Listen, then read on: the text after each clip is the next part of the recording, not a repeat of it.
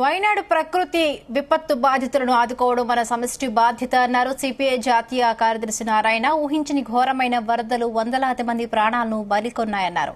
ఇది హృదయ విదారకమైన సంఘటన అని ఆవేదన వ్యక్తం చేశారు. సిపిఐ ఆధ్వర్యంలో హైదరాబాద్ అబిడ్స్ కూడలి నుండి కేరళ వైనాడు బాధితుల సహాయార్థం విరాళాలను సేకరణ నిర్వహించారు. అబిడ్స్ కోటి గన్ ఫౌండరీ, బషీర్బాగ్, లిబర్టీ తదితర ప్రాంతాల్లో విరాళాలను స్వీకరించారు. వైనాడు బాధిత కుటుంబాలకు తక్షణ సహాయం, పునరావాసం అందించడానికి ప్రజలు విరాళాలు అందజేయాలని కోరారు నారాయణ.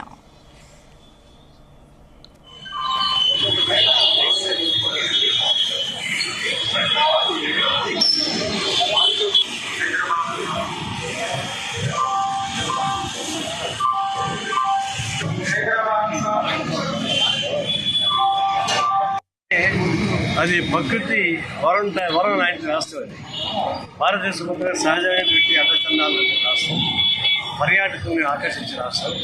అందులో వాయనాడు అనేది మరింత ప్రసిద్ధికి రాష్ట్రం. యాత్రికులు ఎక్కువ పోతూ ఉంటారు. చాలా చూడవచ్చు, చక్కగా అందంగా ఉంటుంది. ఏదంటే కొండలు గుట్టలు ఉంటాయి. అధిక వర్షం వచ్చిన వల్ల కొండలు మధ్యలో పెరిగి వచ్చే ఇళ్ళు కొన్ని వేల ఇళ్ళు మాయమైపోయి కనపడ్డారు. మనుషులు కూడా పొగలు అది పట్టుకునే కష్టం, శవాలు కూడా పట్టుకోండి. కానీ వెళ్ళే ప్రాంతంలో దర్శనం జరిగింది.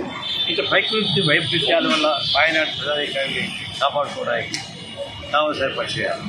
అది కేంద్ర ప్రభుత్వం ముందుకొచ్చి దీన్ని ప్రకృతి వైపరీత్యంగా ప్రకటించాలి, నేషనల్ కెలామిటీగా ప్రకటించాలి. తద్వారా సాగు చేయాలి.